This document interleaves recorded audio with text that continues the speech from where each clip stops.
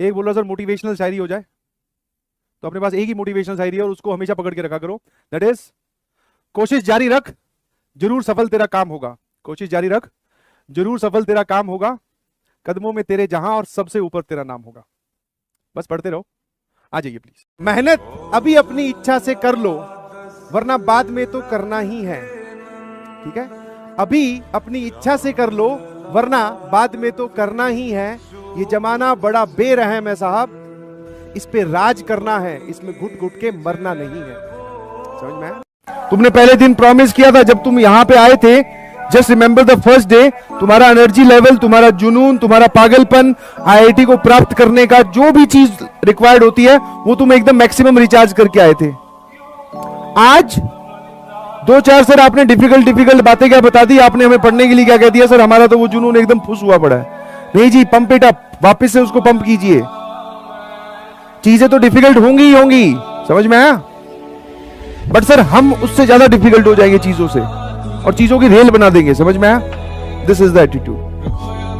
और मैं हर बार यही बोलता हूं कि जब एक बार झंडा उठा ही लिया आईआईटी का तो बार बार क्या सोचना, या तो आना नहीं था, अब सर आ गए हैं, अब जाना नहीं है। बिना आईआईटी के तो कहीं नहीं जाना।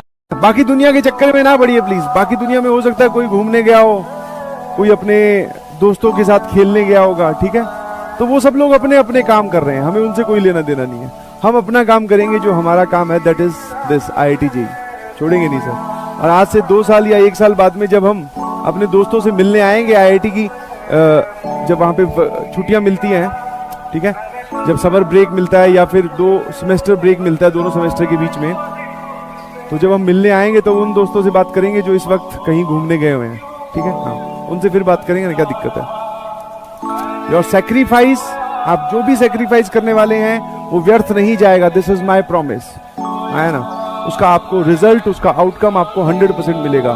तो जो आप ये अपनी एनर्जी डाल रहे हैं पढ़ाई में और दूसरों को ना सोचते हुए, दूसरों के बारे में ना देखते हुए, तो बहुत अच्छी बात है बेटा, बहुत अच्छी बात है, ये काम आएगी, ध्यान रखिएगा।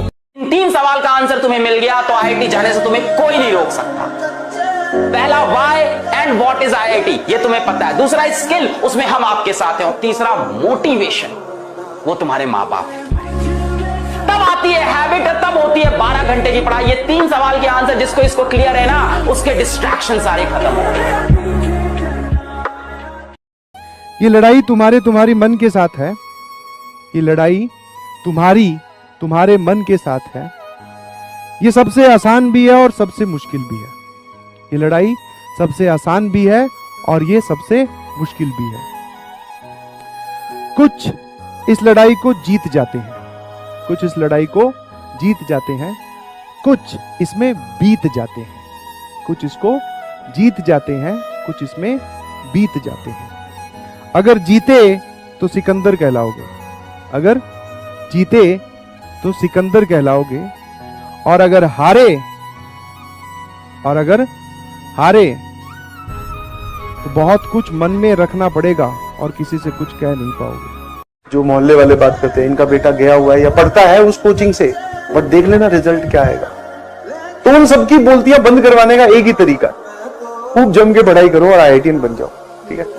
और जब आप आईआईटीएन बनेंगे तो आपकी चर्चाएं कहां कहां पे हो रही होगी आपके पीठ पीछे, आपको पता भी नहीं है।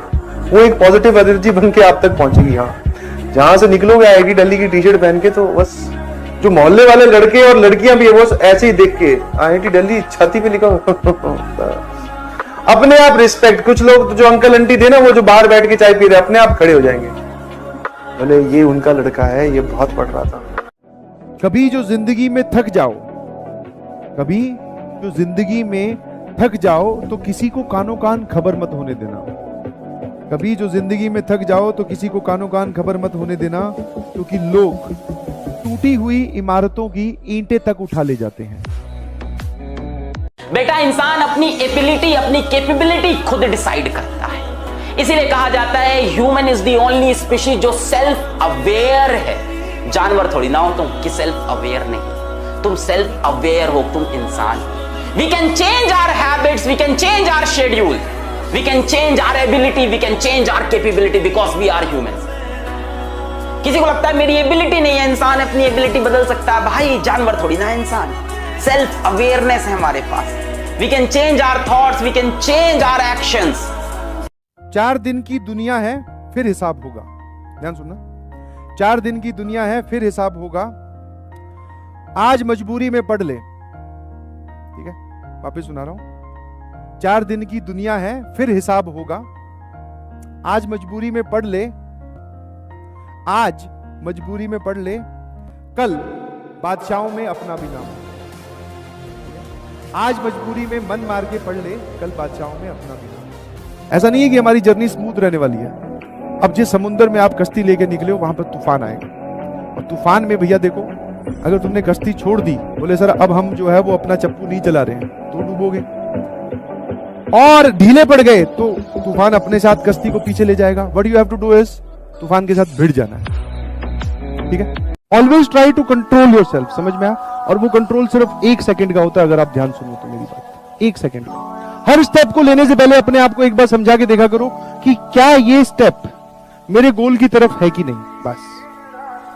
और एक और बताता हूं, जब आप हर स्टेप पे रुक के सोचना शुरू कर दोगे ना, शुरू में ऐसा काम करना है, फिर तो आपको आदत पड़ जाएगी, तो आपका दिमाग अपने आप आपको वापस सही जगह ले आएगा। ठीक है, दोस्त के पास चलता हूं, एक बार रुक के सोचा कि क्या उससे अभी मिलना जरूरी है, और ये मीटिंग हम जो टाइम पास करेंगे क्या वो बेनिफिशियल रहेगा, तो आपको अपने आप समझ में आएगा। बस ऐसा बार बार करोगे ना तो आपको अपने आप रुकना, बस एक बार रुकना है, बोले बस ठीक है। फिर वापस दिमाग डाइवर्ट हो तो बोले एक बार सोच लो कि जाना चाहिए वहां की नहीं जाना चाहिए, मोबाइल उठाना चाहिए कि नहीं उठाना चाहिए, इंस्टाग्राम चलाना चाहिए कि नहीं चलाना चाहिए, क्या इसका मैसेज का रिप्लाई अभी जरूरी है कि नहीं। इन स्टेप्स पे सोते जाओ, and this is the control of 1 second. समझ में? 1 सेकंड में काम करना।